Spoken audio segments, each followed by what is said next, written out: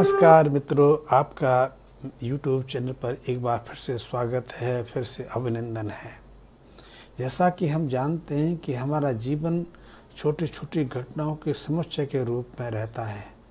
जीवन में कुछ घटनाएं स्वभावतः घटती हैं, जैसे जन्म, वयस्कता, प्रौढ़ावस्था, विवाह, समाज के साथ संबंध, वृद्धावस्था और मृत्यु। ये तो स्वभावतः घटित होती हैं, लेकिन हमारा जो जीवन है विभिन्न और घटनाओं के साथ में, जो हम सुबह से लेकर रात तक ऐसी कई घटनाओं में लिप्त रहते हैं, या फिर प्रतिदिन बहुत सारी घटनाक्रमों से घटित होते हैं। किससे मिलना, किससे क्या बात करना, कहाँ काम करना, धन संग्रह करना, सब और जीवन की जो विभिन्न घटना हैं और इन घटनाओं से हमारा जीवन निर्मित होता है। और ये घटनाएं, जो जीवन की जो क्रम है, कब एकाएक रूपांतरित हो जाएं, इन्हें समझना सहज संभव नहीं है, क्योंकि जीवन घटनाओं का क्रम है और घटनाओं में कब क्या बदलाव आ जाए ये कहना बहुत मुश्किल है। लेकिन इन घटनाओं को समझना बहुत मुश्किल है, क्योंकि एक व्यक्ति बचपन में बहुत सुखी रहता है, फिर अनायास जैसे ही वो वयस्कता में प्रवेश करता है, उसका जीवन विभिन्न कष्टों में फंस जाता है। किसी की जवानी बहुत अच्छी रहती है, अपनी जवानी में बहुत कुछ वो अपने मन मर्जी के हिसाब से करता है, लेकिन जवानी के बाद जैसे ही वो प्रौढ़ता की उम्र में प्रवेश करता है, उसका जीवन कष्ट में बन जाता है। कुछ लोग बचपन और जवानी में तो सही रहते हैं, लेकिन वृद्धावस्था जिनकी बहुत कष्ट में, दुखद और एकांत में व्यतीत होती है। कुछ लोग विवाह से पूर्व सही रहते हैं, विवाह के बाद उनका जीवन कष्ट में बन जाता है। कुछ लोग कुंवारेपन में तो कठिन जीवन जीते हैं, लेकिन जैसे ही उन्हें जीवन साथी का सहयोग मिलता है या उसके घरों में संतानें पैदा होती हैं, उनके जीवन में निरंतर उन्नति होती चली जाती है, निरंतर कीर्ति आती चली जाती है, धन वैभव का जैसे धारा बहने लगती है। इन सब का कारण क्या है? इन सब को हम कैसे परिभाषित कर सकते हैं? एक जटिल प्रश्न है, और इस प्रश्न को सुलझाने के लिए हजारों तरह के प्रयास हजारों सालों से होते रहे हैं। अध्यात्म भी इसका प्रश्न ढूंढने का प्रयास करता रहा है, लेकिन इसी समस्या को सुलझाने के लिए, इसी पहेली को हल करने के लिए ज्योतिष का भी सहारा लेना पड़ता है। जैसा कि आप जानते हैं कि ज्योतिष के बहुत सारे आयाम पूरी दुनिया में प्रचलित हैं। भारत में भी ज्योतिष के अनेक आयाम काफ़ी सालों से, प्राचीन समय से ही हमारे मध्य प्रचलित हैं। लेकिन मैं उन ज्योतिष के जो प्रारूप हैं उनकी बात मैं आपके साथ ना करके मैं सिर्फ लाल किताब की बात करूंगा, क्योंकि लाल किताब का संबंध हमारे कर्म, व्यवहार, बर्ताव, हमारे आसपास के वातावरण और हम क्या करते हैं, हम दूसरों के साथ कैसा व्यवहार करते हैं, हम क्या खाते पीते हैं, इनसे निर्धारित होता है। क्योंकि हमारी दिनचर्या हमारे ग्रहों को प्रभावित करती है, और जो प्राचीन ज्योतिष शास्त्र है वो ग्रहों से हमारे जीवन को परिभाषित करने का प्रयास करता है। इन दोनों में ये मूलभूत अंतर है। वह उस ज्योतिष विज्ञान के अनुसार जो ग्रह हमारे जन्म के समय उदित हैं, जो जन्म कुंडली में स्थापित है, उनके अनुसार हमारा जीवन चलता है। लेकिन लाल किताब कहती है उन ग्रहों की तो अपनी स्थिति जो है सो है, लेकिन हम क्या करते हैं, क्या खाते हैं, कैसा व्यवहार करते हैं, क्या कर्मों को किस तरह से हम क्रियान्वित करते हैं, उनसे हमारे ग्रह प्रभावित होते हैं या फिर हमारा जीवन प्रभावित होता है। इसीलिए हमारे जीवन में एकाएक परिवर्तन भी आ जाता है। मैं उदाहरण के स्वरूप मानूंगा कि यदि हमारी जन्म कुंडली में मंगल अशुभ है, क्रूर बन के बैठा है,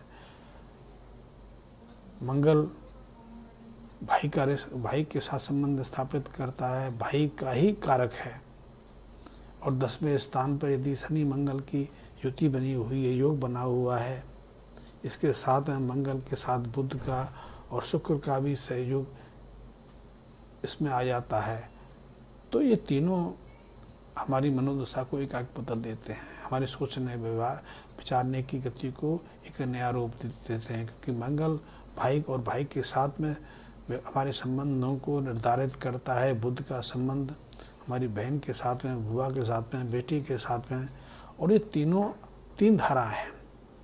बेटी एक अलग धारा से हमारा एक समाज के एक नए वर्ग से संबंध स्थापित करती है। भुआ एक अलग समाज से हमारा संबंध स्थापित करती है, भुआ एक अलग धारा है, और बहन एक अलग दिशा में जाती है। तो ये तीन दिशाएं हमारे जीवन को तीन धाराओं में निर्धारित करती हैं। और शुक्र क्योंकि पत्नी का कारक है, हमारे जीवन संबंधी का कारक है, और जीवन संबंधी एक अलग धारा है क्योंकि वहाँ हम ससुराल से जुड़ते हैं, ससुराल के लोगों के साथ संबंध जुड़ते हैं। और मंगल स्वयं पौरसता का कारक है, बहन भाई का कारक भी है, हमारी प्रबलता का, हमारी शक्ति का कारक भी है। और हम क्या करते हैं वो मंगल निर्धारित करता है। तो हमारे जन्म कुंडली में मंगल, शनि, बुध, शुक्र यदि पारस्परिक सहयोग कर रहे हैं तो हमारे जीवन में कई तरह की बदलाव, कई तरह की घटनाएं घटित होती रहती हैं। यदि हमारे जन्म कुंडली में मंगल शुभ हैं और 10वें स्थान में हैं, उसके साथ में शनि मंगल की ज्योति भी बन जा रही है, ये शनि मंगल का प्रभाव पड़ रहा है, मंगल पर राहु का भी असर है, तो ऐसा व्यक्ति अपने जीवन में उन्नति तो बहुत करता है। अपने प्रयास से, अपने संघर्ष से काफ़ी धन, काफ़ी जमीन जायदाद का मालिक बन जाता है। उसके पास कई मकान होते हैं, कई शहरों में, कई देशों की यात्राएं भी वो कर लेता है। वो जिस कार्य क्षेत्र में हाथ डालता है, यदि उसको सूर्य का सहयोग मिल जाए, सूर्य देव का की अनुकंपा मिल जाए, तो वो जिस हाथ क्षेत्र में भी हाथ डालता है, जिस उद्योग में, जिस व्यापार में भी प्रयास करता है, उस व्यापार में भी वो सफलता अर्जित कर लेता है। लेकिन क्योंकि इन अशुभ योगों के कारण उसका जीवन सिर्फ व्यक्तिगत बन के रहता है, उसका अपने परिवार के लिए कोई मूल्य नहीं रहता, या उसकी दृष्टि में परिवार का कोई महत्व नहीं रह जाता है। ऐसा व्यक्ति निजी जिंदगी के लिए जीता है, वो जो भी करता है, चाहे नौकरी करे, व्यापार करे या कुछ और करे, वो सिर्फ अपने लिए करता है। मकान बनाएगा तो अपने लिए बनाएगा, और वो अपने व्यापार को, अपने धन दौलत को पाने के लिए किसी भी हद तक जाने की स्थिति में रहता है।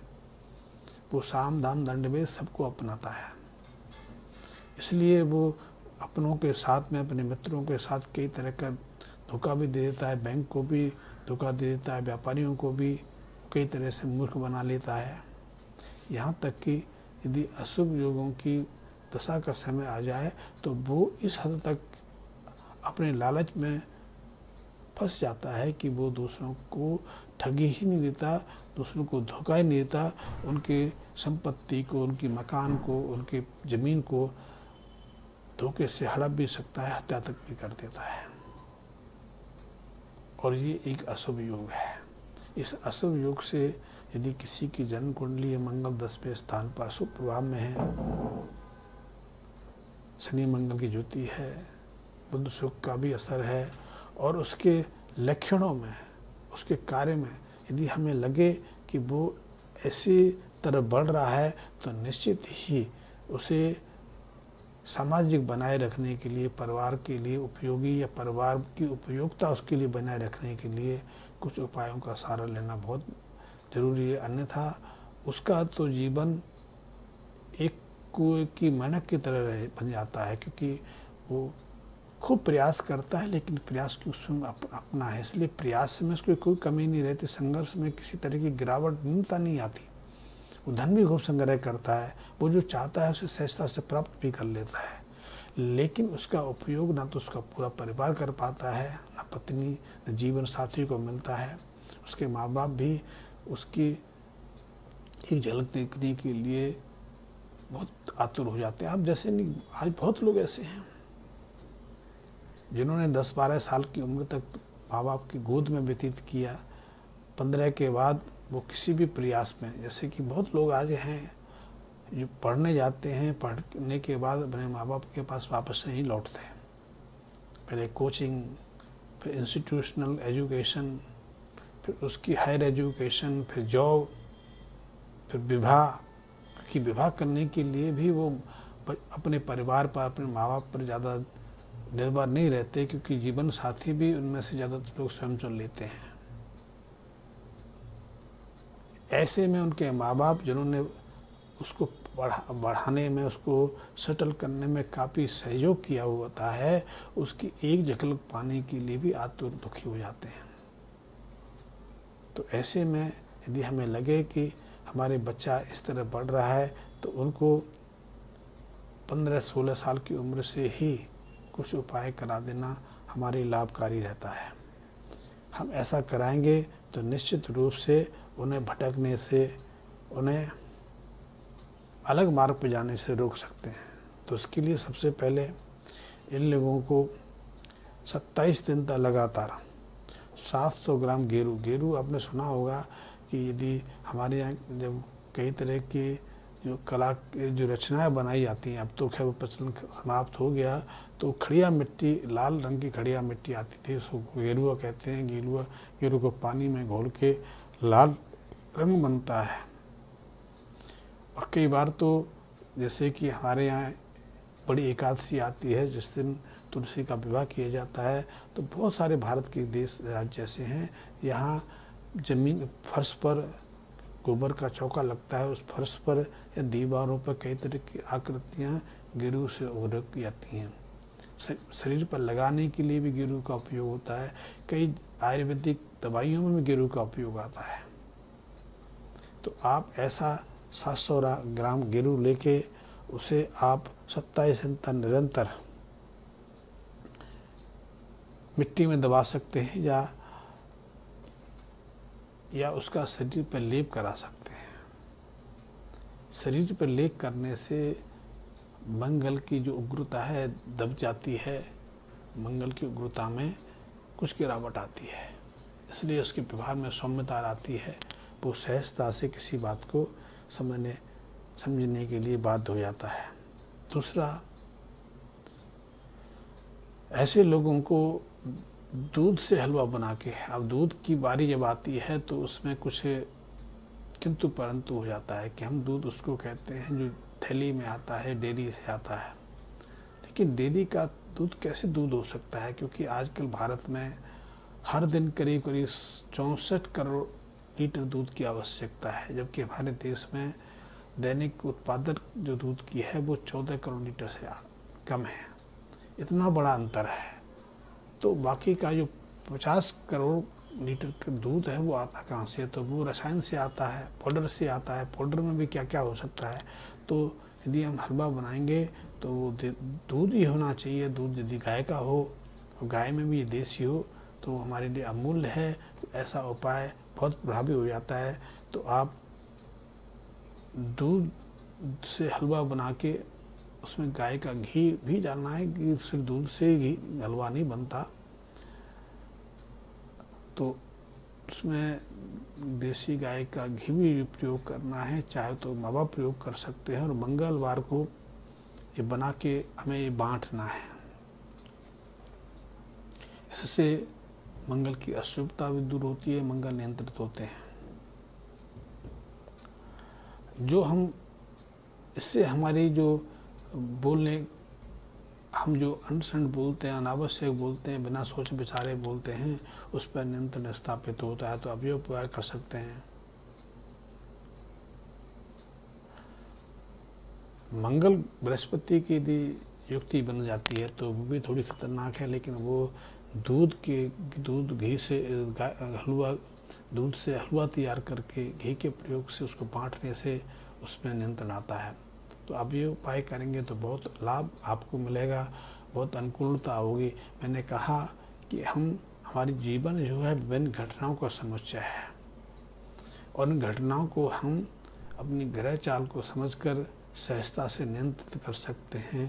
भटकने से या कुमार्ग पर चलने से अपने को रोक सकते हैं। अपने को ना, हम अपने परिवार के सदस्यों को, बच्चों को, बेटी को, पत्नी को, पति को हम कुमार्ग पर अग्रसर होने से या ऐसे कार्य करने के लिए से रोक सकते हैं जो उनके लिए और हम सबके लिए पीड़ादायक हो। धन्यवाद।